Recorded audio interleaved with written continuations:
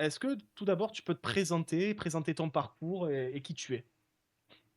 Bah, ma foi, ça va être, assez court, hein, le personnage n'a pas, grand-chose à raconter, si ce n'est, qu'il travaille modestement sur Assyrie depuis, une quinzaine d'années maintenant, depuis quelques années, je suis, au cours, d'un travail de thèse, et cette thèse, plus précisément, vise à étudier les dynamiques et notamment, la construction d'un territoire par un groupe armé ou un groupe politique.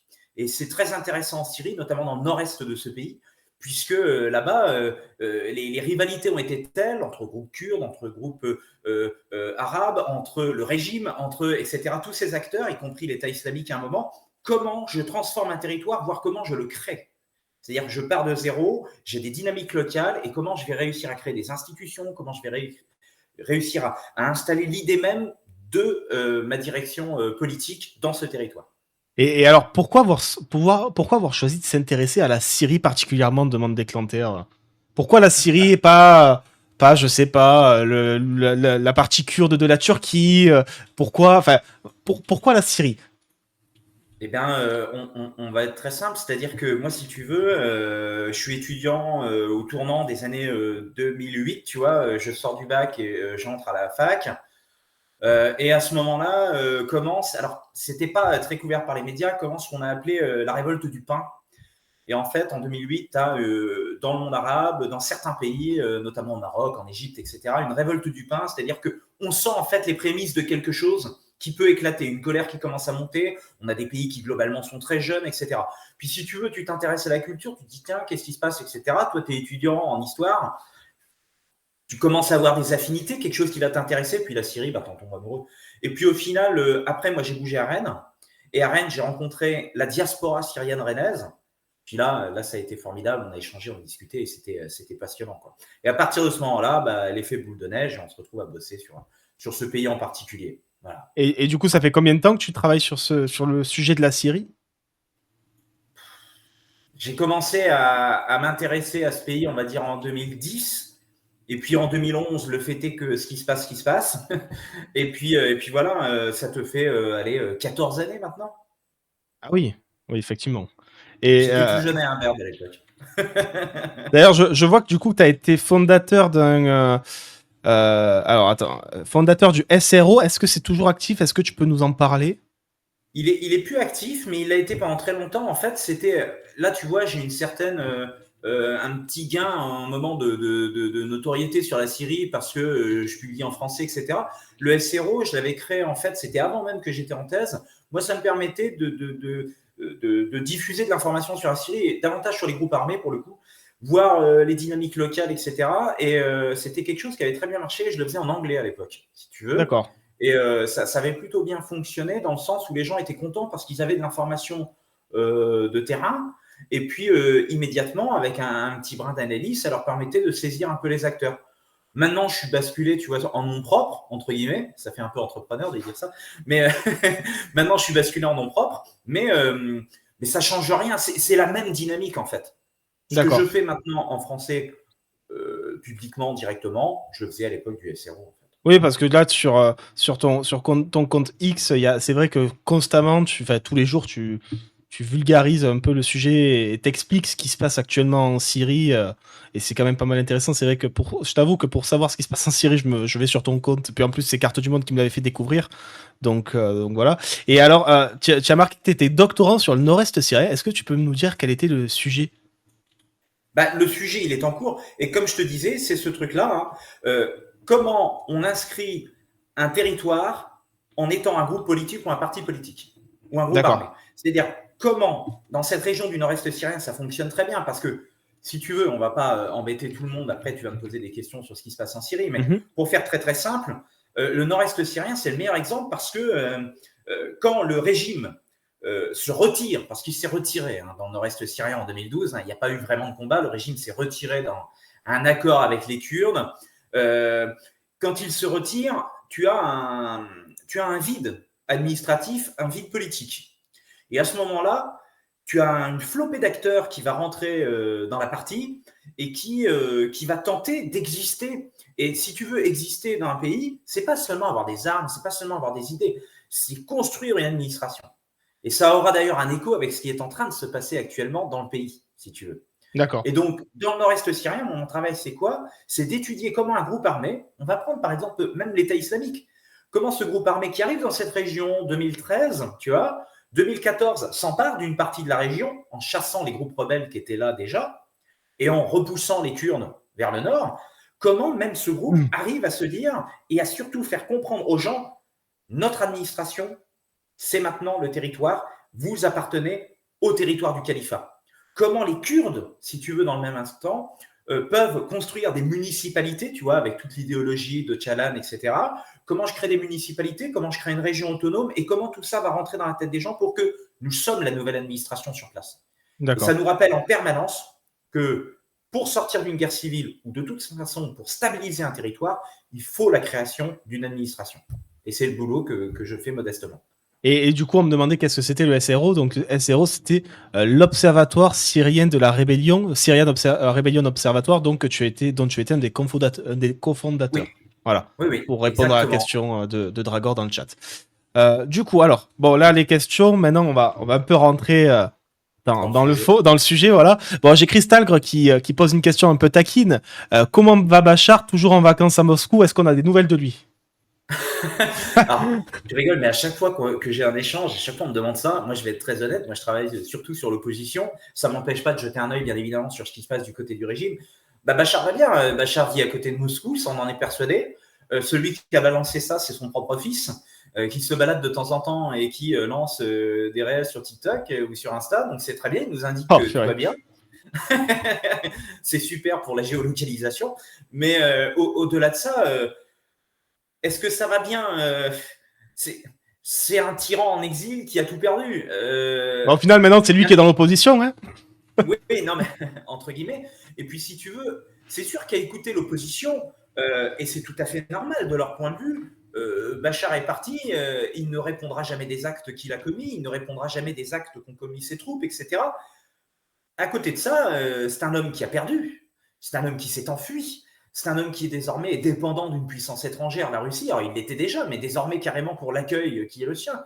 Ce n'est pas une position qu'on doit lui envier, hein, qu'on soit très clair, mais le fait est que c'est un homme défait. La grande frustration maintenant, c'est pour les Syriens. Et ça va causer d'ailleurs des problèmes à terme. Moi, j'aime beaucoup faire ce parallèle. Les Français voulaient un jugement de Pétain. L'homme qui était hostile au jugement de Pétain, c'était un certain Charles de Gaulle, parce qu'il voulait apaiser la situation. Ahmad al-Shara n'a pas l'air très pressé de vouloir, un jugement, non pas que je fasse une comparaison avec de Gaulle, de vouloir que Bachar revienne. Bachar revenu, c'est réouvrir les dossiers. Vous voyez ce que je veux dire? Oui. C'est très compliqué. C'est une comparaison que j'ose et que je maintiens. Quand De Gaulle ne veut pas le retour de Pétain en France, c'est parce qu'il ne veut pas réouvrir le dossier. Ce qu'il veut, c'est relancer la construction du pays, rétablir l'administration, rétablir le territoire dans son unité nationale, etc. On n'est pas là pour réouvrir maintenant les dossiers de la collaboration. Oui.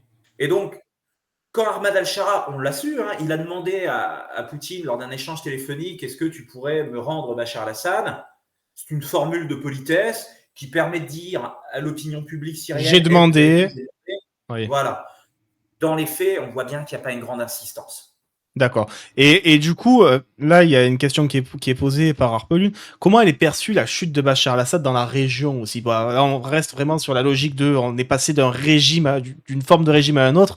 Comment s'est perçu, du coup, ce grand changement au sein de la région? Faut être honnête. À part l'Iran et le Hezbollah, tout le monde est content. Voilà. Tout le monde est content parce que le régime de Bachar al-Assad, c'était devenu un bâton merdeux dans la région. Même l'Iran perdait patience. Pour donner un ordre d'idée, lorsqu'il y a l'opération du 7 octobre et ensuite la vengeance israélienne sur Gaza, l'Iran demande à Bachar al-Assad de participer à la réaction à laquelle vont participer les Houthis au Yémen, vont participer le Hezbollah, etc. Bachar dit non. Bachar dit non. C'est-à-dire que pour tous les acteurs de la région, il était devenu un problème, y compris pour ses propres alliés. C'est pour ça qu'on n'a pas vu des larmes de crocodile, même dans des pays qui étaient pourtant ses alliés. Même la Russie avait perdu patience. Par exemple, la Russie, il faut que les spectateurs le comprennent, les auditeurs. La Russie, Bah ça là, on est fait 1700 des là, années, donc t'as du monde qui écoute. c'est pas mal. La Russie, par exemple, et ça peu de gens le savent, ça fait des années qu'elle exigeait que le régime syrien se réforme. Moins de corruption. Une armée où les salaires vont réellement aux soldats et pas quelques officiers qui s'en mettent plein les poches, y compris dans les hautes administrations. Une purge dans la fonction publique et les administrations. La Russie voulait moderniser l'État syrien pour que ce ne soit plus cette république bananière hyper corrompue à tous les niveaux. Bachar ne l'a jamais fait. Et en plus, avec l'intégration de Bachar à l'écosystème du narcotrafic dans la région avec le Captagon, pour les Russes, ça devenait intenable. Et c'est pour cela, à nouveau, qu'ils n'ont pas pleuré à la chute de Bachar al-Assad. Ils ont fait on a eu des frappes russes au début novembre 2024. On voit des Russes qui tentent de bombarder les positions rebelles. Qu'on soit bien clair, on est à 200 frappes par jour les premiers jours, on tombe à 0 sur les derniers jours. Les Russes le laissent tomber littéralement et lui permettent son évacuation par la suite. Ils savent que c'est mort, en fait. Ce régime était condamné à tomber. Et donc, finalement, si je peux répondre simplement à ceux qui nous écoutent, le principe est simple, tout le monde avait fait le deuil du régime. Tout le monde. D'accord. Et du coup, bon, donc c'est plutôt bien passé au niveau, enfin, ça a été, en termes de perception, il n'y a pas eu de grande opposition au niveau donc directement du Moyen-Orient. Mais comment ça s'est passé, Non. on va dire, au sein du pays? Est-ce que il y a toujours Harpelune et Magnus donc qui posent la question. Est-ce que la situation risque pas de basculer en guerre civile avec les différentes minorités qui sont pris pour cible par des anciens ennemis de Bachar al-Assad, ou encore comment les différentes populations réagissent et s'articulent dans cette nouvelle ère de la Syrie? Voilà, en fait, les deux questions vont un peu ensemble. Oui, mais par contre, on va quand même les séparer parce que moi, j'aime beaucoup travailler et parler des minorités parce que dans le nord-est syrien, mon lieu de travail, il y en a énormément. C'est une véritable mosaïque, ce coin de Syrie. Ça ne veut pas dire que le reste de la Syrie n'est pas une mosaïque, c'est le cas aussi. Mais on parlera des minorités après parce que nous, en Occident, forcément, on va être honnête, notamment vis-à-vis de la question de la minorité chrétienne et de la minorité kurde par rapport à son combat contre l'État islamique fut un temps. Il y a toute une accroche émotionnelle, affective. Et donc, on en parlera après parce que c'est un sujet. Mais on y revient. À ceux qui nous écoutent, je ne balaye jamais ce que vous direz. Maintenant, sur la question du pays, il faut être très clair. Moi, je vais être honnête, j'ai eu un événement familial qui fait que je n'ai pas pu aller là depuis décembre. Ce serait moi, je serais déjà dans l'avion. Mais je n'ai pas pu aller depuis décembre. Par contre, je passe mon temps au téléphone avec des gens qui sont sur place. Et notamment, il faut être honnête, des journalistes qui sont sur zone et qui me disent, bah voilà comment ça se passe. Qu'est-ce qu'on en retient et qu'est-ce qu'on en ressort lorsqu'on échange avec les Syriens sur zone ou avec des gens qui sont sur place? C'est que finalement, quasiment tout le monde est content que le régime soit écroulé, y compris dans les bastions du régime. Parce que la corruption, j'y reviens, c'est vraiment important, il faut que les gens le comprennent. La corruption endémique à tous les niveaux, police, armée, administration, éducation, enfin, on payait pour inscrire son gosse à l'université. Je ne parle pas de payer les frais d'inscription. Je parlais de payer l'administration. Enfin, c'était devenu n'importe quoi, la Syrie. Et donc, en fait, même dans des territoires que l'on dira anciennement favorables au régime, il n'y a pas une nostalgie. Maintenant, quel est le vrai sujet? C'est comment j'organise un pays, comment j'administre un pays, comment je reconstruis ce pays avec toute une variation de partis politiques, de communautés, de groupes armés, etc., et que je dois apaiser et que je dois maintenir dans un certain calme. Le risque des guerres civiles proches, je l'écarte immédiatement. Il n'aura pas lieu. Voilà, comme ça c'est clair. Il peut y avoir des points chauds, très violents, avec des massacres. On l'a vu sur la côte en mars. Mais ça ne déclenchera pas de conflit civil à grande échelle. Et j'expliquerai pourquoi ensuite sur cette question des minorités. Parce que souvent, les gens pensent que le conflit civil va être lié aux minorités. Mais en fait, j'y viendrai après. Ce conflit civil, il est écarté. Je vais en donner un exemple. Peut-être que ceux qui nous écoutent sont des libéraux économiquement et politiquement. Si c'est le cas, je leur fais un clin d'œil. Et il existe un parti politique en Syrie qui s'appelle le Parti libéral syrien. C'est un parti libéral, laïque, pro-économie, pro-business, pro-libre marché. Tu vois le truc? Tout ce qu'il y a de plus tout ce qu'il y a de plus libéral possible, oui. Un peu une forme de Javier Milei au niveau du libéralisme à ce point-là. Pas à ce point-là. D'accord. Pas à ce point-là. Ce serait plutôt un Macron qui aurait tenu ses promesses. D'accord. Et donc, en partant de ce principe-là, Eh bien, ce parti-là, tu te dis, il n'a aucun agenda religieux, politiquement islamiste, en aucun cas. Récemment, son président a renouvelé sa confiance à la direction politique du pays. Ça paraît fou, mais il considère qu'il faut d'abord stabiliser l'administration, stabiliser l'appareil politique, administratif, Bah après, ça, institutionnel, ça, ça c'est aller vers une c'est un peu la logique libérale de devoir avoir un État stable pour mettre en place un libéralisme, la logique capitalistique, etc. derrière. La stabilité avant tout, Exactement. y compris si c'est des dictateurs ou les personnes les plus ignobles possibles. Tout à fait, tu as ça, mais tu peux aussi voir de l'autre côté, dans le panorama politique qu'on dirait plutôt à gauche, qu'il y a aussi cette volonté de stabilité. Pourquoi? Parce que dans un lexique de gauche, on veut une stabilité économique pour améliorer les conditions de vie des populations.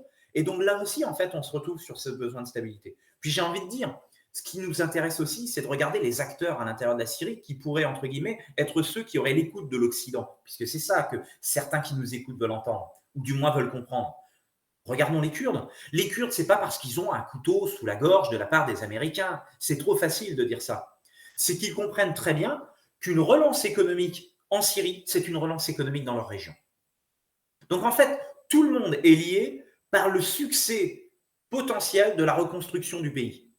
Maintenant, que ceux qui soient, entre guillemets, les organisateurs de la reconstruction soient notamment des anciens de Hayat Tahrir al-Sham, qui elle-même est une extension d'un groupe lui-même issu d'une branche d'Al-Qaïda. Oui, voilà, c'est compliqué, c'est très compliqué. J'étais le premier à dire c'est très compliqué. Mais le fait est que c'est eux, et on comprend très bien que le panorama politique syrien a tout intérêt à leur succès, aussi étonnant que ça puisse nous paraître nous. D'accord. Maintenant, Hamas, vas-y. Non, non, Je voulais vas-y, du revenir coup, sur les minorités. c'est ce que j'allais te demander, du coup. Alors, en fait, je vais dire un truc qui est assez peu abordé, c'est qu'on a oublié une chose, c'est que la Syrie, c'est un pays comme un autre, et dans un pays comme un autre, eh ben, on fait des enfants. Alors tu vas me dire, mais pourquoi il parle de ça? Parce qu'il y a un truc qu'on a totalement ignoré ces dernières années, c'est qu'il y a eu un boom démographique en Syrie et en dehors de Syrie. J'y viens. La population syrienne avant le conflit, pour faire très très simple, la population syrienne avant le conflit, c'est à peu près 21 millions de personnes. 21, 22, les données étaient compliquées. 21, 22 millions d'habitants. OK? Entre les pertes humaines considérables, on tourne autour de 500 000 morts, et les départs massifs de réfugiés vers les pays voisins, à l'intérieur du pays, voire vers d'autres territoires, l'Union européenne par exemple. Tu as eu environ entre 5 et 6 millions de personnes qui ont quitté la Syrie, et tu as à peu près 5 millions de réfugiés syriens à l'intérieur de la Syrie, qui s'étaient répartis dans différentes régions. Bon, ce qui nous fait, quand on n'est pas trop mauvais en calcul, ce qui nous fait à peu près, au tournant des années 2017-2018, enfin 2015-2016, il devait peut-être y avoir encore en Syrie, en Syrie même, il devait peut-être y avoir encore 15 millions d'habitants. OK? D'accord, oui. Donc, on a ce principe-là. Tu me dis pourquoi il me parle de ça, et après, j'y viens à tes minorités. On avait à peu près 15 millions d'habitants. Bon. Et 6 millions à l'extérieur. On considère actuellement, mais on n'a pas de données fiables, donc que font les organisations humanitaires, que fait l'ONU, etc. En fait, on recueille dans les camps de réfugiés, on regarde le nombre d'enfants déclarés dans les dispensaires, etc. Et en fait, on estime qu'actuellement, en Syrie, on est déjà revenu, sans parler des réfugiés à l'extérieur, à peu près 20 millions d'habitants. D'accord, ouais. Donc on a déjà eu un regain de plusieurs millions d'habitants, de 4-5 millions d'habitants déjà. Exactement. Et après, je vais venir à ta question des minorités. Donc en fait, actuellement, des Syriens, en comptant la diaspora à l'étranger, issue des réfugiés ou vieille diaspora déjà installée à l'étranger, en comptant les Syriens qui sont actuellement en Syrie, etc., on tourne probablement autour de 27-28 millions de Syriens actuellement. D'accord? Maintenant, j'y viens à ma question des réfugiés. Où est-ce qu'il a eu lieu ce boom démographique? On va être très clair, majoritairement dans la population sunnite. Et donc, si tu veux, la part de la population minoritaire en Syrie, je parle cette fois-ci en Syrie, je mets de côté les réfugiés et les diasporas, la part des populations minoritaires en Syrie a largement diminué, y compris par rapport à ce qu'elle était, pas seulement parce qu'elle est partie, parce qu'on a eu des départs, on a eu des départs de chrétiens arméniens, on a eu des départs de chrétiens orthodoxes, on a des eu, Kurdes, voilà. des Kurdes qui sont allés dans les zones régions kurdes, par exemple aussi. Exactement, on a eu, alors parfois d'ailleurs chassés par d'autres Kurdes. On y viendra peut-être sur ce sujet-là. Et en fait, qu'est-ce que l'on observe? C'est que la proportion de la population arabe sunnite a largement augmenté ces dernières années. Ce qui fait que le poids des minorités n'a cessé de continuer de diminuer. Pas parce qu'ils étaient massacrés, pas forcément parce qu'ils étaient chassés ou réfugiés, parce que la dynamique démographique était en face. Cette dynamique démographique va se calmer avec l'amélioration des conditions de vie. On sait très bien comment ça se passe. D'accord, on connaît tous ce sujet-là. Mais le fait est qu'aujourd'hui, ces minorités, même organisées entre elles, eh ben, elles pèsent pas lourd. Tu vois, j'y viens à la réponse à ceux qui nous écoutent. Elles pèsent pas lourd. Il n'y a pas longtemps, j'ai évoqué la diversité de l'Église catholique à l'occasion notamment de l'élection du nouveau pape, et j'ai évoqué la diversité de l'Église catholique en Syrie. C'est à peu près une demi-douzaine de cultes orientaux répondant du pape à Rome. Bon, ça c'est pour la branche catholique. C'est 200 000 personnes. 200 000. Sur un pays qui en compterait actuellement, je te dis, autour 28 de millions. 20 millions. Oui. 28 avec la diaspora. Pour oui. la population d'un pays. Voilà. Donc tu vois, la population kurde, entre ceux qui ont été en effet en exil dans d'autres régions kurdes, etc., c'est une population très minoritaire. Les Druzes du Jabal Druze, qui vivent dans le sud de la Syrie, cette fameuse communauté dont on parle beaucoup ces derniers temps, sous Haïdar, on estime que c'est 400 000 personnes. Tu vois ce que je veux dire? Oui. Donc au final, même si les minorités étaient en position de déclencher une insurrection, etc., coordonnées entre elles dans je ne sais quel scénario qui n'aura jamais lieu. Hein. Parce que j'aime à rappeler qu'à l'intérieur même des minorités, ils s'affrontent. Donc cette coordination, déjà au sein des minorités, n'est pas acquise. Et des coordinations entre interminorités, oui, encore moins. Oui. Voilà, là, on n'y est pas du tout. Ceux qui dessinaient quelque chose comme ça, là, ils sont perdus et ils n'ont pas de lien avec le terrain. Je ne sais pas de quoi ils parlent. Ils sont perdus, en fait. Donc, en fait, en prenant cette question démographique, on comprend que la question des minorités, c'est pas l'enjeu. Je termine juste. Je vois que tu as une question qui arrive. Je ne veux pas t'embêter, je termine. Tant que tu as mon fil, et après, je te rends le contrôle de ta situation. Sur ces questions de minorité, il y a aussi un autre point qu'il faut aborder. Elles sont étonnamment, je vais oser le dire, malgré les massacres qu'il y a eu sur la côte, malgré les tensions qu'il y a eu avec les Druzes, etc., dans la banlieue de Damas, malgré ce qui peut se dire à propos des Kurdes, ces minorités, elles sont plutôt en sécurité. Pourquoi elles sont en sécurité? Je vais te le dire immédiatement. C'est parce qu'il va y avoir, avec la levée des sanctions, c'est probablement un des sujets qu'on abordera, oui. Il va y avoir, avec la levée des sanctions, une pression maximale sur le nouveau pouvoir. Parce qu'un outil de sanction, ça peut très bien se rétablir.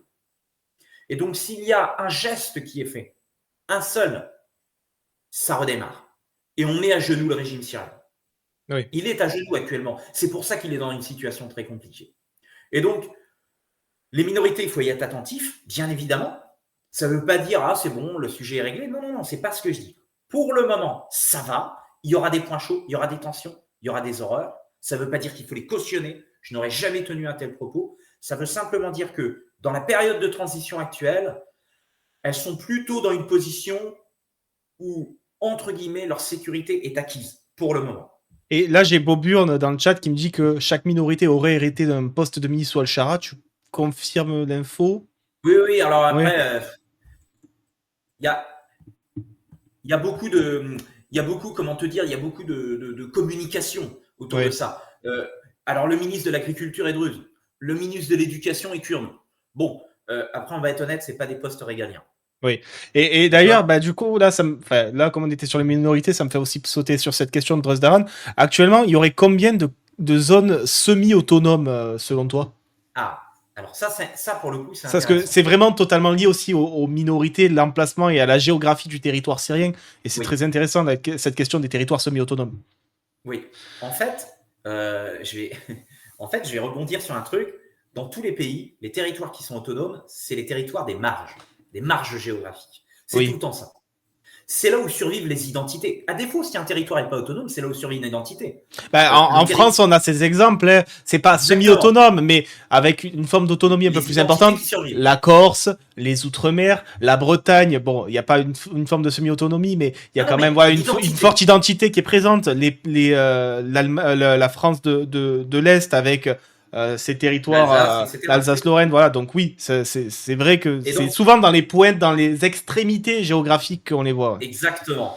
Et donc maintenant, je peux rebasculer sur la Syrie. Qu'est-ce qu'on observe en fait? C'est que tu as ce principe des marges. Alors, les Alaouites, on va prendre les Alaouites et puis on va faire le tour comme ça géographiquement. Les Alaouites ne bénéficient pas actuellement d'une autonomie, mais après, il faut être très honnête, les territoires montagneux, c'est pas le bord de côte. Étonnamment, tu sais, on a beaucoup entendu cette expression la côte alaouite dans les journaux, Oui, etc.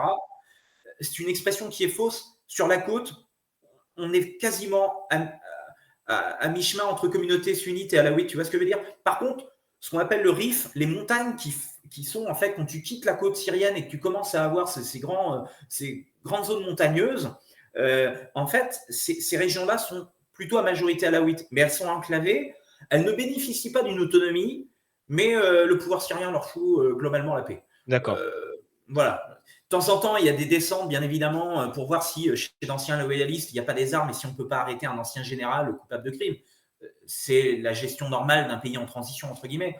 Mais globalement, Alors voilà. après, c'est vrai Ensuite, que dans les pays en transition de régime dictatorial à un autre type de régime ou même juste un changement de pouvoir, bon, on a vu, tu faisais le parallèle avec la France tout à l'heure, des grands fonctionnaires qui avaient participé au régime de Vichy, qui avaient été réhabilités et qui avaient été gardés pour le fonctionnement de l'État. oui, C'est oui, pas quelque chose de nouveau, même par chez nous, ça a existé, donc voilà, c'est pas. exactement. Exactement. Ensuite, on bascule chez les Kurdes. Alors, eux, les Kurdes, ils ont leur autonomie. Hein, la question ne se pose pas. Ils ont leur administration autonome du nord-est syrien, AANES.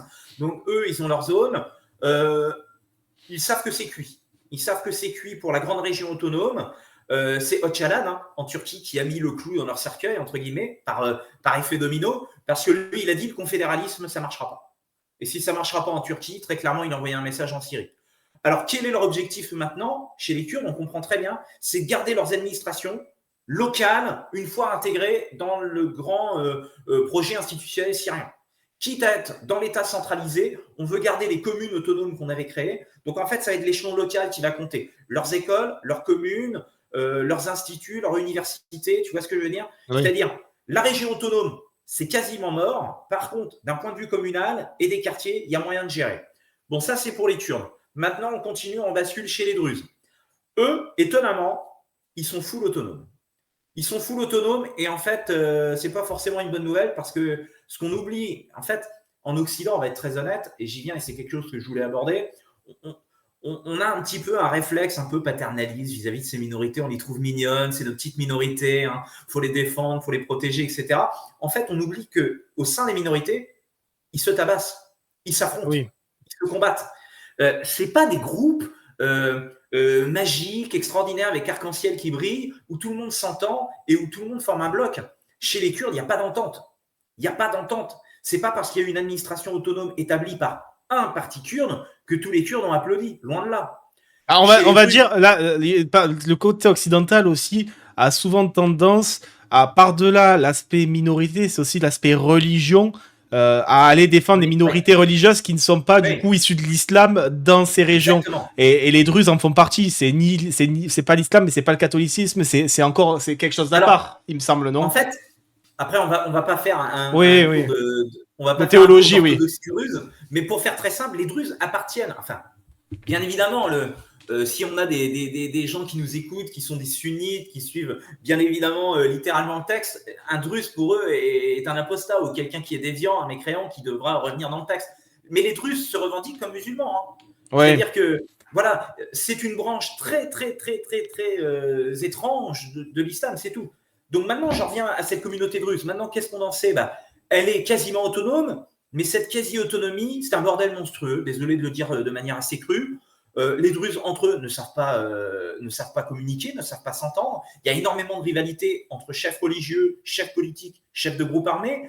Il n'y a aucune entente. La région est dans un état de pauvreté lamentable. Le reste de la Syrie ne vaut pas mieux, mais actuellement, dans le pays druze, c'est très compliqué. J'ai une amie journaliste, je vais être très honnête avec toi, je ne vais pas la nommer pour ne pas lui attirer de problème parce qu'elle a été là-bas sans l'accord des autorités syriennes. D'accord. D'accord. Elle m'a dit, c'est une misère épouvantable. Il n'y a pas de force de sécurité. C'est chaque groupe druze contrôle son quartier. Il n'y a aucune coordination. L'administration, on ne sait pas vraiment trop comment elle travaille. On ne sait pas qui rencontrer. Il y a eu un gouverneur nommé par Ahmad al-Shara dans la région.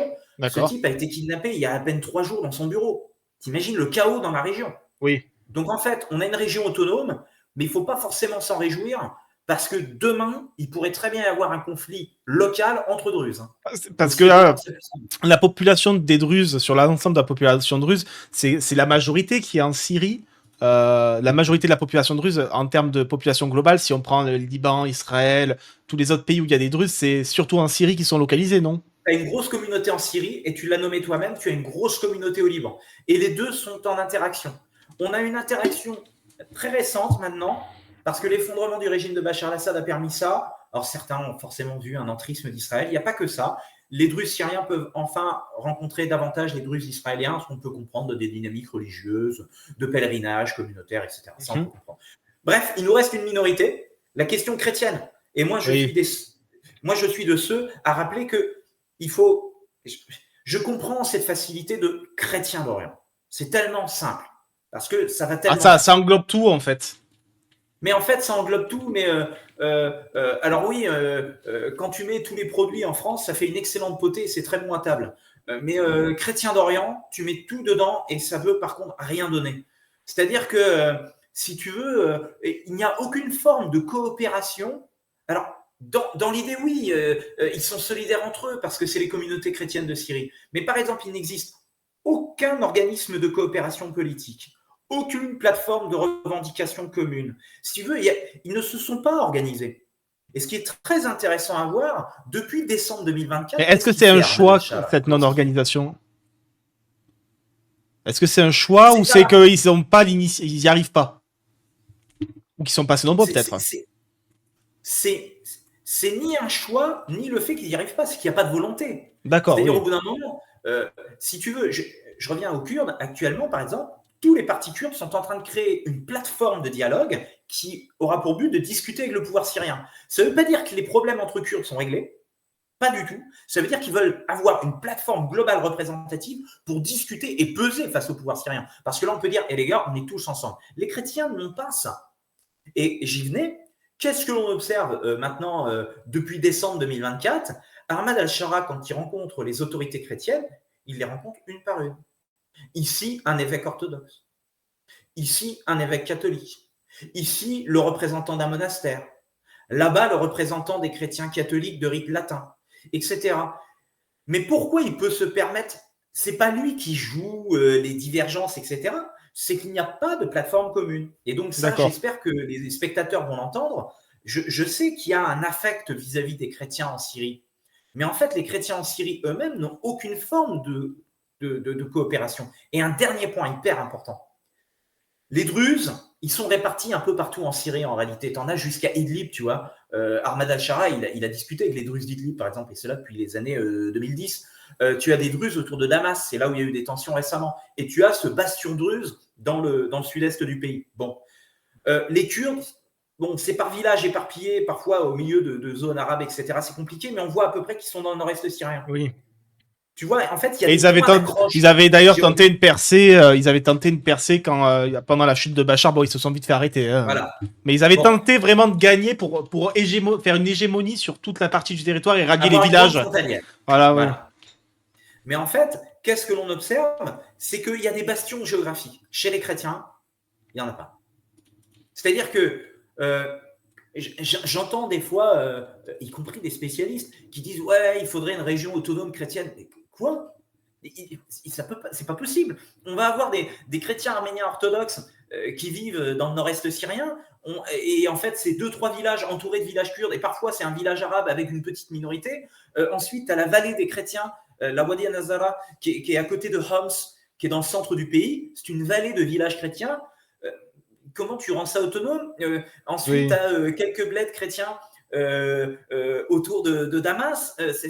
En fait, l'inexistence d'une continuité géographique chrétienne, c'est impossible, oui. C'est impossible. Donc, par contre, ce qu'on peut imaginer, c'est davantage une sécurisation des lieux de culte, etc. Et là-dessus, il faut être assez honnête. Hein. Quand il y a eu les horreurs sur la côte, les barbares qui ont commis certaines des exactions et des massacres, quasi aucune victime chrétienne. Sur les 4, tu vois bien, sur les 4 victimes chrétiennes, 2 ont même été tués par les anciens partisans de Bachar parce que les types circulaient, c'est horrible, hein, c'est ça les conflits civils, ils circulaient dans une bagnole où il y avait le drapeau de l'opposition syrienne. Et leur bagnole a été flinguée en fait sur la route quand ils ont fait une descente depuis les montagnes où ils étaient réfugiés, ces anciens partisans d'Assad. En fait, il n'y a pas eu de communauté chrétienne visée. Quand il y a eu Noël l'année dernière, aucun problème. Aucun problème. Il y a eu limite plus de menaces sur les chrétiens en Europe à Noël qu'en Syrie. C'est un truc de dingue quand ils pensent. C'était des combattants de Hayat Tahrir al-Sham qui étaient devant les églises pour assurer la sécurité. Et donc, tu vois, et il n'y a pas longtemps, je termine, il n'y a pas longtemps, et je l'ai abordé, il y a quand même eu, on sait que le régime syrien, le nouveau, a un soutien qui est la Turquie. Bon, la Turquie, on va être très clair, le génocide arménien, c'est pas une fête dans le calendrier national, hein, d'accord? Tu te doutes bien qu'en Syrie, ils vont pas forcément regarder ça non plus d'un très bon œil. Eh bien, il y a eu des cérémonies à travers toute la Syrie pour le génocide des Arméniens. D'accord. Tu vois? Tu vois? Et donc, la communauté chrétienne, ce qu'il faut veiller, c'est simplement à ce que ça se passe bien là où elle vit. Voilà. Et pour le moment, globalement, ça va. Voilà. Ça ne veut pas dire qu'il faut ignorer les potentiels dérapages, ce qui pourrait arriver, etc. On n'est pas devin, mais pour le moment, ça va. C'est une minorité où, pour le moment, ça va plutôt bien. Ils sont régulièrement, je le répète, reçus par les autorités, leurs cérémonies peuvent avoir lieu, etc. Alors, j'ai une question de Magnus qui te pose la question des orientations politiques du gouvernement syrien avec le président Al-Shara actuel, qui donc a pris le pouvoir. Quelles sont les orientations là, actuelles de ce... Enfin, d'un point de vue politique, c'est quelque chose qui... Est-ce qu'on peut le jauger avec ce que nous, on peut connaître dans notre Occident entre libéralisme, progressisme, conservatisme? Déjà, est-ce qu'il y a un parallèle qui est faisable ou c'est vraiment complètement à part? Parce que voilà, on peut pas occidentaliser tout non plus. Bah, je vais faire hurler à Reconquête, je vais faire hurler à l'Union des droites républicaines, je vais faire hurler à une partie de LR, surtout que Retailleau a été maintenant élu. Ahmad Achara, c'est un libéral conservateur. Voilà. Voilà, c'est un libéral conservateur. Depuis maintenant plusieurs mois, il est clair. Diminution drastique des effectifs de la fonction publique, libéralisation des secteurs économiques qui n'ont pas à être nationalité à ses yeux. Il veut de l'investissement étranger, il veut de l'IDE. Voilà, c'est un libéral économique. Il est très clair là-dessus. Il est d'ailleurs en rupture avec la famille politique de son père, hein, qui vient, lui, de la gauche nationaliste arabe. C'est quand même très intéressant, les parcours politiques au sein des familles. C'est un libéral, hein, très clairement. Et d'ailleurs, il avait mené cette politique libérale à Idlib, avec de l'investissement, etc. Aujourd'hui, il y a des gens, ils visiteraient Idlib. Tu as des supermarchés qui valent largement nos pôles commerciaux qu'on a en France, tu vois, autour de grandes villes. Hein. Il a permis l'investissement, le dynamisme. Tu as des groupes qui se sont créés, locaux de business. C'est un type qui est pro-business. Maintenant, on y vient quand même, il y a le côté conservateur. Dans le côté conservateur, c'est un conservateur plutôt ultra. Mais ça, c'est son avis personnel. Maintenant, lui, il est obligé de faire avec le pays. Et le pays, c'est quoi? On y vient. On parle souvent des minorités. C'est pas tellement vis-à-vis des minorités qu'il va se montrer plus ouvert. Il n'y a pas que ça. C'est ses États voisins. Hein? C'est par rapport aux États voisins aussi, surtout. Il y a les États voisins, et puis on va amener une chose qui, à mes yeux, est très importante et qui est rarement soulignée. C'est que la Syrie, c'est un pays de diplômés, de gens éduqués, de population urbaine. Tu vois, alors, ce que je veux dire? je vais te poser la question qui suit directement parce qu'elle fait totalement le lien. Est-ce qu'en fait, on va observer un retour de la diaspora syrienne après l'exode massif de 2015, sachant que c'est une population aisée, diplômée, qui avait cherché à fuir le régime de l'époque en partant vers Moscou, vers l'Europe, comme demande Kristall. Ça fait totalement le lien avec le rapport que tu es en train de faire là. Ben oui, parce que, en fait, c'est terrible parce que dans l'imaginaire collectif, un pays arabe, c'est forcément un pays pauvre avec des gens sous-diplômés et peu qualifiés. Or, la Syrie, c'est un pays qui a toujours misé sur l'éducation. Mais ça ne donne pas que d'Assad, c'est historique, c'est un pays de littérature, c'est un pays de culture, c'est un pays de tradition intellectuelle, tu vois le truc? Et donc, on a une population très diplômée, etc. Et donc, qu'est-ce qui est intéressant avec ça? C'est que Ahmad Al-Shara, il sait très bien qu'il a aussi en fait une population urbaine. Jusque-là, HTS, c'était Idlib, qui est une région qui a longtemps été marginalisée et qui a d'ailleurs très mal vécu cette marginalisation sous les Assad. Idlib, c'était comme Deir ez-Zor dans l'Est. Alors Idlib, c'est dans l'Ouest, mais Deir ez-Zor dans l'Est, c'était ces coins de Syrie, un peu de plouc, D'accord? C'était un peu je vais oser, mais Bah, c'était un peu la Bretagne de la Syrie, quoi. C'était les pecnos, quoi. Tu vois, c'était après, Bécassine. des C'était les resorts, gens qui venaient c'était bosser à l'usine. des resorts ça avait quand même été pas mal occupé aussi par l'État islamique à l'époque. Ça avait, j'imagine, eu un Exactement, énorme mais ils ont impact profité de ça d'ailleurs. aussi. Oui. Mais ils ont profité de ça aussi. C'est cette population marginalisée qui est un peu laissée de côté. Oh, c'est pas trop grave. Tu vois, c'était des taux de pauvreté monumentaux. J'y reviens. Ahmad al-Shara, maintenant, il doit faire avec une Syrie urbaine. Cette Syrie urbaine, il la connaît. Alors, il y en a qui se plaignent que tu as attaqué la Bretagne. Est-ce que. Et oh, Il me semble que tu es je suis breton. breton. Oui, Je suis voilà. breton, on va se calmer. Hein. Attention. Voilà, il y en a qui se sont sentis piqués au vif. Attention. Ouais, mais attention. Et donc, Ahmed al-Shara, maintenant, il fait face à une Syrie urbaine, si tu veux. Damas, Alep, mais pas que.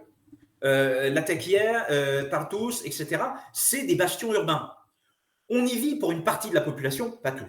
On y vit pour une partie de la population à l'occidental. Et donc, lui, au bout d'un moment, il sait aussi que dans ces populations urbaines, il y a aussi les milieux économiques. Et donc, il est obligé, dans son conservatisme, d'ouvrir. Ce qui fait que, on va être très honnête, actuellement, à Damas, au moment où on parle, le soir, tu as des spectacles de stand-up, tu as, as des discothèques, tu as des bars où tu peux boire du champagne. Tu vois ce que je veux dire?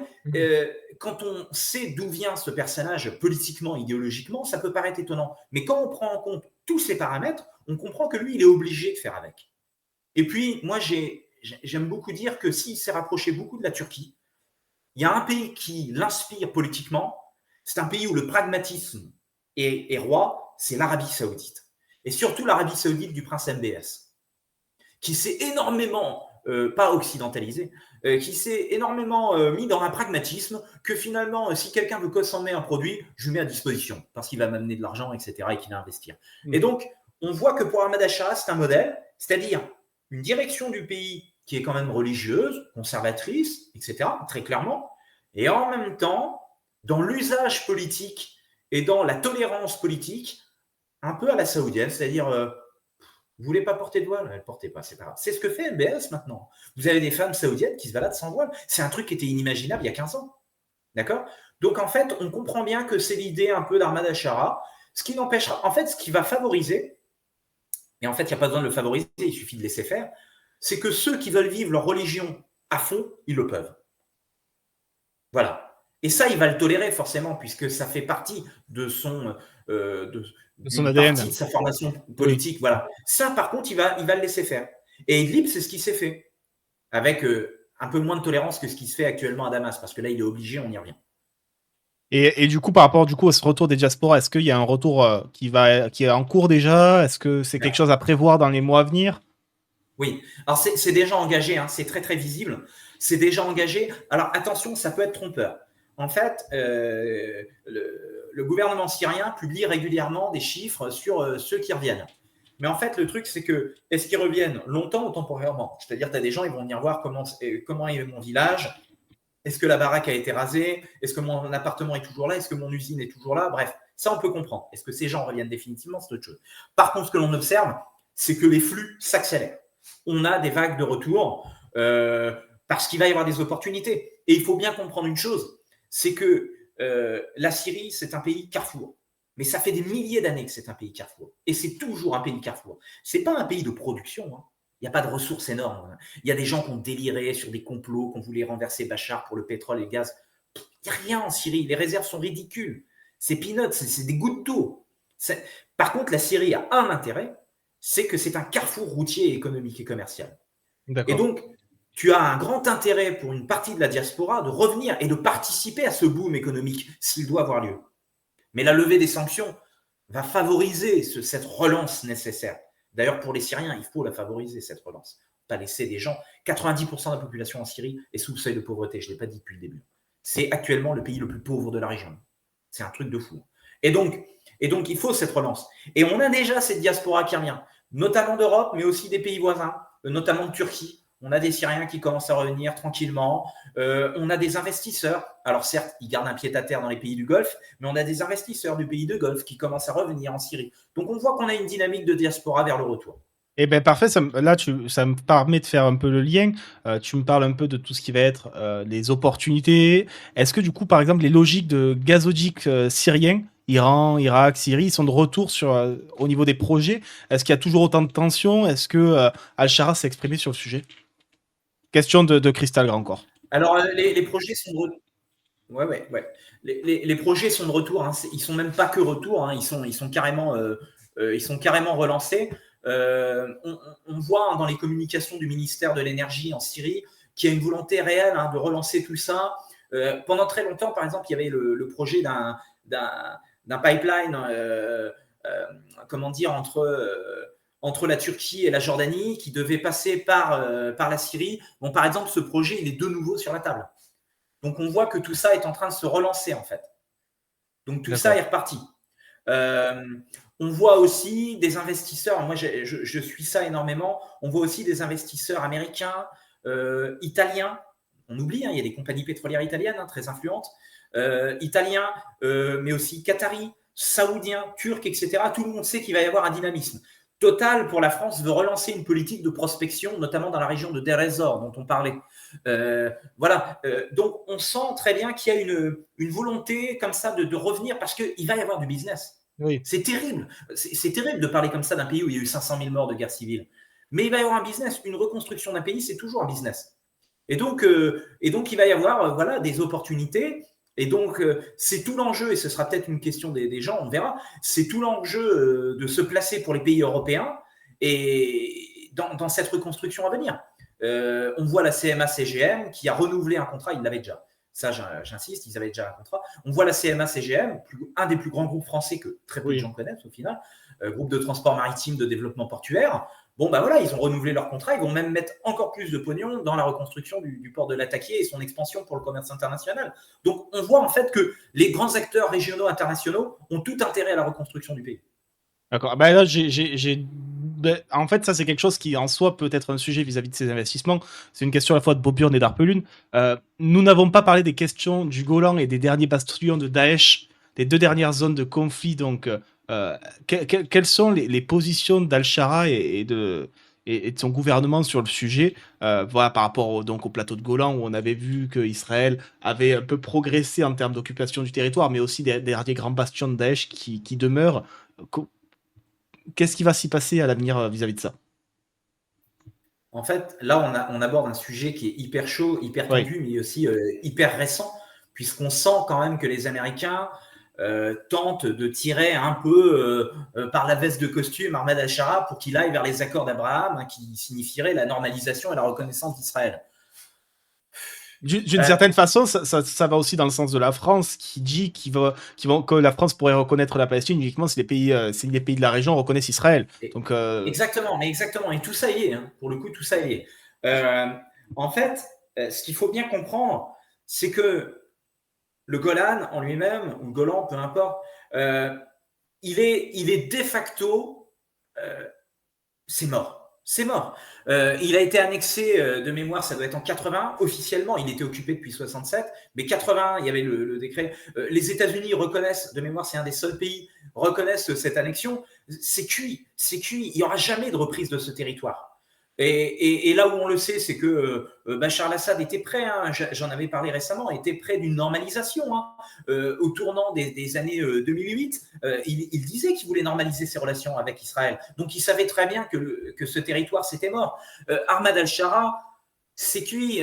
Alors, c'est plus compliqué pour lui parce que son nom de guerre reprenait légèrement le nom de cette région puisque sa famille en est native dans ses origines les plus anciennes. Donc c'est plus compliqué d'abandonner ce territoire publiquement. Mais le fait est que c'est cuit. Par contre, ce qui peut être intéressant dans une démarche de négociation, c'est que les territoires récemment occupés par Israël pourraient, eux, être dans la balance d'une négociation vis-à-vis des accords d'Abraham potentiels ou d'une normalisation à part ou au moins d'un début de dialogue, etc. parce que Ça, par contre, ça pourrait être dans la balance. il faut rappeler qu'avec l'acquisition, enfin, avec la conquête de ces territoires, on va dire, par Israël récent, pas le Golan qui était déjà acquis, mais le plus récent, c'est ce qui leur permet quand même d'avoir une visée directe sur Damas. Voilà. Et d'ailleurs, ça a été le cas récemment, hein. Il y a eu des bombardements récents au travers d'ailleurs de ces nouveaux territoires. Hein. Oui, parce que, en fait, pour ceux qui nous écoutent, qui ne voient pas à peu près, Israël a pris le contrôle d'une fine bande de territoire. Et en fait, il y a un point important dans cette bande de territoire, c'est le Jabal al-Moun, le mont Hermon. Et en fait, de là, vous voyez Damas et toute sa région. Donc, en gros, vous mettez des pièces d'artillerie, vous bombardez la capitale syrienne quand vous le voulez. Mais ce n'est pas tellement ça. C'est aussi dans cette bande de territoire, il y a aussi des réserves d'eau, des fleuves, des lacs, etc. Et on sait que dans cette région, la question de la sécheresse est un enjeu considérable. Certains considèrent même, comme Fabrice Balanche, avec qui je peux avoir des désaccords au demeurant, qui est un grand spécialiste de la Syrie. Fabrice Balanche a raison, mais Myriam Ababsa a travaillé là-dessus et d'autres. La question de la sécheresse, certains considèrent qu'elle a déclenché la chute du régime de Bachar al-Assad par effet domino. Migration des populations rurales qui n'ont pas de boulot, elles s'installent dans les banlieues, il n'y a pas de boulot, donc on serait là. Bref. Alors, je précise, parce qu'il y a des qui me demandent dans le chat, le plateau de Golan, en fait, c'est à la pointe sud-ouest de la Syrie et nord-est d'Israël, en fait. Voilà, juste pour que géographiquement vous puissiez situer, c'est une zone montagneuse. En partie, voilà. Il y a un plateau ensuite, et puis c'est une zone semi-agricole, voilà. C'est quelques petits villages, mais stratégiquement, c'était important pour Israël à l'époque, mais ça l'est encore aujourd'hui. Ouais. Et donc, pour y revenir, pour Ahmad al-Shara, c'est mort pour ce plateau-là, pour cette région-là. Maintenant, il y a moyen de négocier, en tout cas, les bandes qui ont été récemment occupées, et ça peut être l'objet, justement, d'un marchandage potentiel. Ce ne sera pas simple parce qu'il faut le faire accepter à l'opinion publique syrienne, mais il y a une opportunité, c'est terrible de le dire, c'est que quand les gens ont faim, même s'il y a une solidarité inter-arabe avec la Palestine, etc., au bout d'un moment, le Golan, voilà, c'est pas le sujet prioritaire en Syrie actuellement. Maintenant, c'est remplir les assiettes, relancer l'économie, relancer les entreprises, relancer à la fois le service public et l'améliorer, relancer le service privé et privatiser certains secteurs. Voilà, il y a toute une démarche économique. Donc, ça peut aussi ouvrir une porte. Quand ça va bien, on peut parler de sujets périphériques. On va dire c'est scandaleux, on parle d'un bout de territoire, c'est pas un sujet périphérique, mais ça le devient de fait, en fait. Maintenant, il reste une question qui est importante et qui a été posée par un de tes auditeurs, c'est Daesh. Oui. Alors là, c'est un vrai sujet. C'est un vrai sujet, et puis on va parler d'un truc hyper d'actualité. Daesh a des revues qui publient en format PDF, électronique, etc., qui se balancent sur leur réseau, que ce soit Telegram, ce que tu veux. Et dans un des derniers numéros, si ce n'est le dernier numéro de cette revue, je crois que c'est un Naba, mais à vérifier, dans le dernier numéro de cette revue, que nous dit l'organe de communication de Daesh aux combattants étrangers qui sont présents en Syrie, qui ont pu combattre avec Ahmad al-Shara, désertés. Désertés parce qu'il nous a trahis, il a trahi le projet d'un État islamique, il a trahi, il n'est plus des nôtres. Alors déjà, Daesh ne pouvait pas le voir en peinture, mais maintenant, ils vont vraiment utiliser ça. La poignée de main avec Donald Trump les a rendus furieux. Pour eux, c'est la trahison ultime. C'est s'acoquiner avec l'ennemi américain, voilà, historique d'un point de vue du djihad, et cela depuis les années 90. Tout ça a une histoire, en fait. Hein. Et donc, Daesh à l'écrou. On a eu des attentats récemment en Syrie. C'est des attentats très localisés qui tuent, malheureusement, 2-3 personnes par-ci, par-là. Mais voilà, ça commence, des attentats à la voiture piégée. Donc, en Syrie, ça y est, ça reprend les attentats de Daesh. On a des descentes des forces de l'armée et de la police d'Ahmad al-Shara qui font des arrestations au maximum parce qu'ils veulent coincer les cellules de Daesh au plus possible parce qu'ils ne veulent pas de la préparation d'un gros attentat. Et du coup, est-ce qu'il pourrait y avoir une coopération avec les forces turques ou internationales sur le sujet? Ou est-ce que c'est déjà le cas? C'est déjà le cas, en fait. C'est déjà le cas. Moi, je le rappelle souvent, hein, dans les années 2020, ça peut étonner certains de tes auditeurs ou spectateurs. Dans les années 2020, les services de renseignement occidentaux, américains, britanniques, français notamment, avaient des échanges avec Ahmad al-Shara et Ayat Tahrir al-Sham quand ils étaient à Idlib. En 2023, beaucoup de faisceaux indiquent que nos services de renseignement ont rencontré Ahmad al-Shara. Voilà, en personne, pas seulement ses représentants comme Anas Rattab, qui est actuellement le ministre de l'Intérieur et qui a été ministre du renseignement après la chute d'Assad. Donc en fait, on a déjà une coopération. On a une coopération contre Daesh et puis on a une coopération avec lui contre la branche locale d'Al-Qaïda, puisque quand lui a quitté Al-Qaïda, pareil, des types ont dit oh bah là, trahison, c'est scandaleux, donc on recrée une branche. Ça s'appelait Uras ad-Din, les gardiens de la foi, et ce groupe a été liquidé par les Américains à force de frappes de drones extrêmement précises, tellement précises qu'au bout d'un moment, il faut des coordonnées. Et des coordonnées, ça se fournit. Et donc, et donc, au bout d'un moment, voilà, ça peut paraître très étonnant pour tes spectateurs, mais oui, on a une coopération depuis un petit moment avec Ahmad al-Shara et ses services. Et on va avoir une coopération continue parce que on observe ce qui se passe avec Daesh dans le désert syrien notamment, mais aussi dans certaines villes où il a des cellules. Et c'est là où ont lieu les descentes dont je parlais. Donc, il va y avoir une coopération. Et puis, enfin, il y a un projet qui est intéressant. Alors, il n'est pas encore mis en place. Je pense que c'est un peu compliqué. Hein, c'est pas comme ça sur un bout de papier que ça se fait. Une des étapes de rapprochement avec les Kurdes dans le nord-est, c'était de mener des patrouilles militaires et de renseignement et de police communes, notamment contre Daesh, dans l'est et le nord-est syrien. C'est-à-dire des patrouilles où on verrait des soldats des forces armées syriennes du nouveau pouvoir d'Ahmad al-Shara patrouillant avec des membres des forces démocratiques syriennes. Et le but, ce serait de mener des opérations de renseignement, de contrôle, voire d'arrestation, voire d'opérations antiterroristes. Ok. Et là, tu vois, ça me permet, du coup, on a parlé un peu de la coopération internationale sur le sujet, et ça me permet aussi d'aller sur la partie diplomatie, on se rapproche de la fin de l'interview.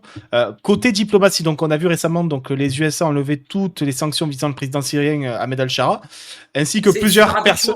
Attends, je finis. Ainsi que plusieurs personnalités, entités de l'État syrien. Quel changement il va y avoir sur le sujet et quelles en sont surtout les contreparties? Parce que ça se fait jamais sans contrepartie. Ah. Oui, non mais. Oui, c'est bon, j'ai cru que je t'avais perdu. Exactement. Alors, non, t'inquiète pas, on ne perd pas comme ça. Je suis un breton, moi, je suis une moule attachée à son rocher, hein, mais après, je ne bouge plus. Et donc, du coup, maintenant, qu'est-ce qu'on peut dresser comme panorama? Alors, c'était une promesse de Trump. C'était une promesse de Trump, on va être très clair, avec un énorme forcing turco-saoudien. Et qatari en background, mais un énorme forcing turco-saoudien. Donc ça, c'est une promesse de Trump. Il ne pouvait pas passer pour un couillon. Cette promesse, il est obligé de la tenir. Maintenant, elle est lancée. La grosse problématique, c'est qu'il faut qu'il ait… En fait, le régime des sanctions, ce n'est pas le président américain. Le président américain peut symboliquement les lever. La réalité, c'est que c'est le Congrès américain qui peut voter la levée des sanctions. Mais en attendant, il faut bien faire quelque chose. Et donc, tu as ce document qui a été publié cette nuit et qui permet en fait une levée des sanctions théoriques en attendant que quelque chose soit fait. Et dans le même temps, il y avait un régime de sanctions qu'on appelait le régime des sanctions César, qui avait été mis en place à la suite de la découverte de ces photos de milliers de cadavres torturés dans les prisons du régime. Et on comprenait en fait que c'était un véritable boucher à ce moment-là, qui était totalement indéfendable par ailleurs. Et il y avait eu un électrochoc en Occident. On s'était dit, OK, on va peut-être pas intervenir militairement, parce que ça avait été abandonné depuis Obama auprès de l'opposition. Par contre, on peut casser le régime avec un régime de sanctions. On avait appelé ça les sanctions César. C'était le surnom du mec qui avait balancé les photographies. Bon. Et ben, par exemple, pour 180 jours, à compter d'aujourd'hui, pour 180 jours, le régime des sanctions César est suspendu également. Donc, t'as pas tort, on est quasiment dans une levée de sanctions quasiment complète. Maintenant, ce qu'il faut comprendre, c'est en effet qu'est-ce qu'on peut avoir en échange. En fait, en échange, on veut chercher forcément un échange en Syrie. Ah non, l'échange, il peut être régional. L'Arabie saoudite a promis des centaines de milliards d'investissements aux États-Unis, notamment dans le domaine de l'intelligence artificielle, les data centers, le développement de la robotique, etc. Parce que c'est le domaine de demain, on l'a bien compris. Bon. Mais en fait, là, c'est l'Arabie saoudite qui participe au chantage. Tu vois ce que je veux dire? Oui. Le chantage ne va pas forcément venir de la Syrie elle-même. Tu vois, le chantage peut venir des Américains de dire aux Turcs, maintenant, vous allez prendre la relève sur une partie du combat contre Daesh, parce que nous, on ne va pas faire que ça en permanence. Et le but des Américains, c'est de se retirer de Syrie à terme. Oui. Même s'ils resteront en Irak, ils ne sont pas loin. S'il y a besoin de revenir, ils reviennent. Mais on comprend très bien que là, c'est les Turcs qui apportent quelque chose. Lever les sanctions sur nos voisins, parce que nos entreprises vont investir, en fait, tout ça est lié, hein, vont investir en Syrie, donc on va pouvoir… On a vu Trump qui a annoncé potentiellement 5 Trump Towers, dont une à Damas. Non, mais voilà. Mais, c'est d'ailleurs un petit peu curieux de voir que le président américain profite de la diplomatie pour faire ses propres affaires en même temps, mais bon. Bon, ça, après, c'est du Trump. Hein, voilà, c'est ça, exactement. Mais au-delà de ça, si tu veux, le chantage ne se fera pas réellement, si tu veux, pour que les gens qui nous écoutent comprennent, il ne se fera pas visiblement que clairement vis-à-vis de Damas. C'est pas qu'un chantage, c'est tout un business et un accord régional qui inclut les Saoudiens, les Turcs, leurs investissements, etc. La possibilité, tu sais, on parle souvent de ce système SWIFT, hein, tu sais, le système bancaire international, etc. Ça y est, il va être réouvert aussi. Donc, c'est la possibilité pour des investisseurs. Voilà, tu vois le truc. Donc, maintenant, quel va être le chantage à l'intérieur de la Syrie ou de marchandage ou de dialogue ou de négociation? La question minoritaire, on va être très clair, autour de Trump, il y a quand même un puissant lobby messianique, évangéliste, qui tient quand même à la communauté chrétienne syrienne et qui aura un œil là-dessus, qu'on soit bien clair. Donc ça, il va y avoir un point là-dessus. Il va y avoir des intérêts américains dans la prospective dans les territoires syriens par rapport aux ressources naturelles. Après, j'ai peur qu'on soit déçu. Hein. J'ai parlé tout à l'heure de prospective de Total, etc. On va peut-être trouver des puits, des réserves, mais ce ne sera pas foufou, hein, qu'on soit bien clair. Mais bon, un euro est un euro ou un dollar est un dollar. De là à ce qu'on tombe sur la plus grande réserve de lithium au monde, comme la Chine récemment, il y a quand même de la marge, je pense. Voilà, exactement. Alors après, en Syrie, il y a du phosphate, etc. Mais bon, on ne va pas revenir là-dessus. Voilà. Ce que peut aussi exiger l'administration Trump, c'est bien évidemment de favoriser les entreprises américaines dans cette reconstruction. Et on a bien compris qu'Ahmad al-Shara lui-même, Assad al-Shaibani, son ministre des Affaires étrangères, sont plutôt favorables aussi à attirer les investisseurs étrangers. De toute façon, il y a un gâteau à se partager. C'est horrible, hein, dit comme ça, derrière nos ordinateurs, alors qu'on parle d'un pays qui est en guerre civile, 90% de pauvreté. D'un point de vue business, c'est comme ça qu'ils pensent. Et donc, qu'est-ce que l'on a vu? Eh ben, Latakia, une entreprise française, Tarl Tools, il y a quelques jours, les Chinois, avec aussi Dubaï qui récupère des parts et le Qatar, etc. Donc en fait, on voit tout le monde commence à s'emparer de parts du business. Les Turcs, par exemple, seraient intéressés par la reconstruction du réseau routier, ferroviaire, les ponts, etc. L'Arabie Saoudite serait plutôt intéressée par la reconstruction du bâti, les administrations, les hôpitaux, etc. Donc en fait, tout le monde est en train de se positionner et tu te doutes bien que dans cette levée des sanctions, les Américains ont leurs intérêts. Les couillons de l'histoire, c'est les Européens. Ah, ça me fait aussi un peu le lien avec la venue d'Al-Shara en France, que je vais te demander juste après, je te laisse finir sur ça. Eh ben j'y venais. Ah ben voilà. Mais du coup, alors en France, on a vu beaucoup de réactions politiques sur la venue d'Al-Shara. Pourquoi? Bon, il y a eu des gros coups de gueule qui ont été faits, et je sais que tu as fait un coup de gueule, toi, sur le sujet. Pourquoi est-ce que déjà, la question qui est soulevée par la droite, l'extrême droite, une partie même de Renaissance, pourquoi est-ce qu'il faut renouer avec le régime syrien, surtout avec Al-Shara qui est président, sachant qu'il a été à Al-Qaïda, à l'État islamique en Irak ou encore à Al-Nosra, donc c'est un ancien terroriste. C'est vraiment l'argument qui est mis en avant. Pourquoi? Et est-ce que tu comprends quand même ces critiques, même si je sais que tu as un gros coup de gueule à faire, et je pense que ça va faire une très belle conclusion sur ça pour toi. Mais en fait, ce qui est énorme, c'est que je les comprends, les critiques, parce que dans mon coup de gueule, je les reprends. Oui, Ahmad al-Shara, du point de vue occidental, et du point de vue de certains Syriens, oui, Ahmad al-Shara, c'est pas celui qu'on attendait. Voilà, c'est fait. C'est le cas de le dire. Et qu'il y a plein de gens qui se disent, bon sang, c'est lui, comment on peut faire, etc. Bien évidemment, mais ça se comprend, bien évidemment. Maintenant, au bout d'un moment, il n'y a pas d'amis, il y a des intérêts. Alors on va me dire, oui, mais avec Bachar, du coup, on aurait pu rester copains. Mais on a été copains avec lui, les gens l'oublient. La France, ça a été même un des seuls pays qui a tendu la main à Hafez al-Assad, le père, et à Bachar al-Assad pendant des années. Jusqu'en 2008, on lui tend la main. Donc on ne dise pas qu'on ne l'a pas fait avec le père. C'est simplement qu'à chaque fois, ils nous ont floués. Ils n'ont jamais fait le marché qui signait. Donc ça se trouve, on va se faire flouer avec Ahmad al-Shara. Hein. Mais il n'y a pas de problème. On rétablit les sanctions, on coupe les liens, puis c'est fini. Bon.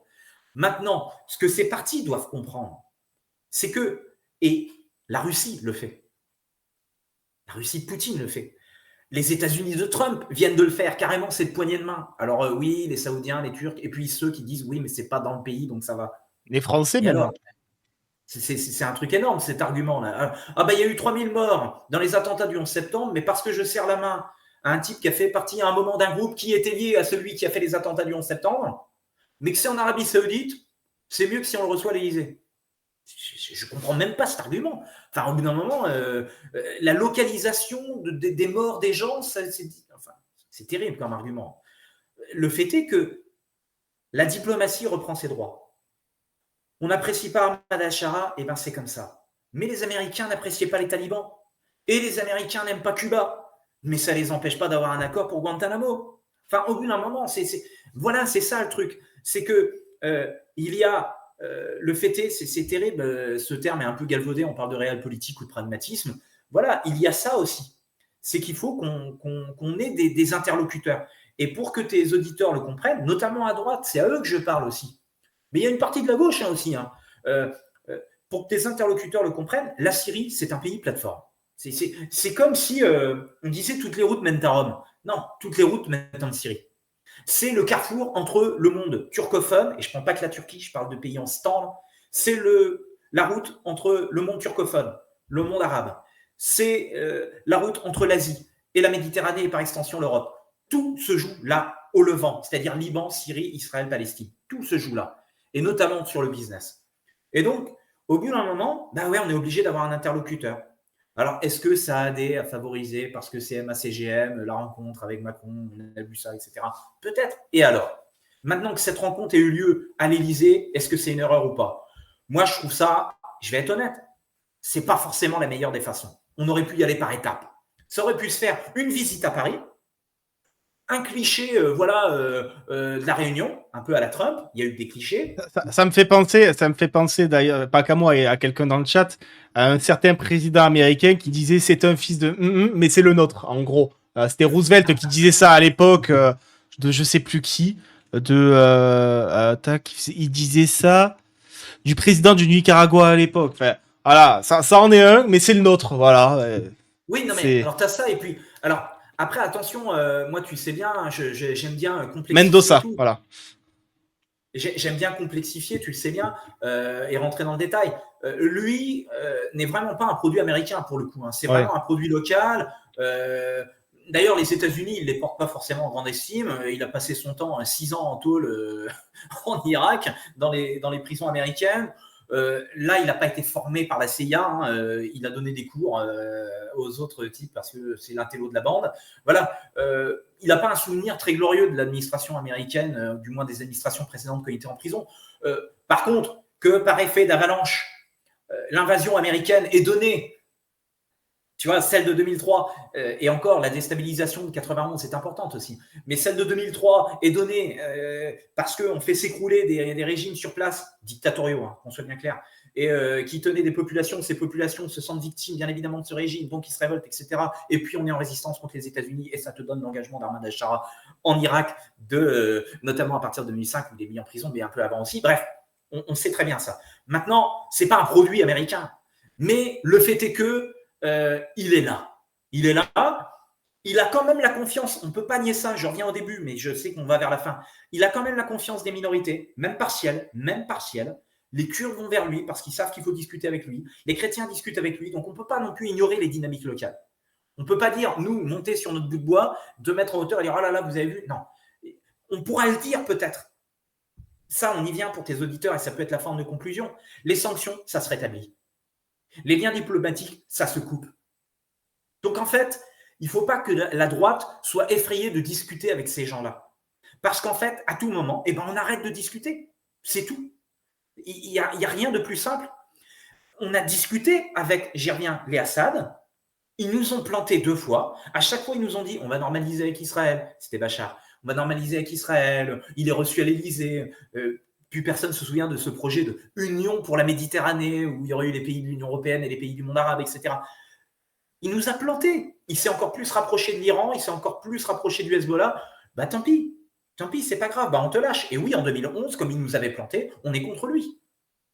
Et ça, la droite ne s'en souvient pas à cet endroit-là. La droite doit comprendre, l'extrême droite, qu'importe comment on appelle ça, la droite doit comprendre que, ouais, des fois, il faut aller discuter avec des gens qu'on n'apprécie pas. De Gaulle, c'est le premier à reconnaître la Chine de Mao. Voilà. Ça pique un peu que De Gaulle, qu'on inscrit dans la droite, aille reconnaître l'un des pires régimes communistes de l'histoire. Bon, voilà. OK. Il faut discuter. Je pense que ça fait une parfaite conclusion. Voilà. Sur l'importance de la diplomatie qui est de discuter, même avec ceux que l'on répugne, parce que c'est ce qu'on appelle la diplomatie. Voilà. Il vaut mieux parler que de ne pas parler. Exactement. Et tu n'auras jamais d'influence dans un pays si tu ne discutes pas avec ce pays. Là, on va pas partir sur la Russie et Poutine. Je vois. Est-ce que ça marche avec Poutine? C'est un autre sujet, mais il va falloir parler un jour, dans tous les cas. Donc. Et moi, j'en suis pas spécialiste. Au moins, voilà. Moi, je suis un modeste. Hein. Quand c'est pas mon sujet, je le dis. Je suis pas un éditorialiste de BFM. Allez, parfait. En tout cas, merci beaucoup, Cédric, pour ta venue. J'ai trouvé ça très intéressant et je vois que le chat aussi s'est régalé. Ils disent que. Il y a beaucoup qui disent que c'est une parole de spécialiste qui est pas forcément celle qu'on entend le plus, et c'était vachement intéressant pour eux. Donc, merci à toi de ta présence. Et c'est moi qui vous remercie tous. Et au plaisir de peut-être te recevoir une prochaine fois avec l'évolution. de la Bah, situation là-bas. Voilà. on pourra faire ce qu'on pourrait appeler un point d'étape, voir où on en Oui. est. Et puis si ça intéresse les gens, et ben, ce sera un plaisir de revenir. Et en tout cas, je te remercie toi. C'est hyper sympa de m'avoir donné la parole. C'est autre chose. J'ai donné des entretiens aux journalistes. C'est différent. On peut davantage prendre son temps. Et ça, c'est quand même agréable. Et puis, je remercie tous ceux qui nous ont écoutés. J'allais dire, si tu as un mot pour les 2170 personnes qui nous écoutent, qu'est-ce que tu as envie de leur dire? Bah, je les remercie. Ils ont eu la patience d'écouter ma voix stridente, embêtante et mon bavardage permanent. Et puis, et puis voilà, c'est quand même sympa. Ils seront peut-être pas tout à fait d'accord avec ce que j'ai dit. Je serai peut-être pas d'accord avec ce qu'ils auraient pu dire, mais qu'ils sachent une chose, c'est que je respecte toujours les gens qui ne sont pas d'accord avec moi. Voilà. Eh bien, merci beaucoup, Cédric. Je te souhaite une excellente journée et un bon week-end à toi. Merci. Merci Au revoir. beaucoup. Merci encore de ton accueil. Allez, au revoir.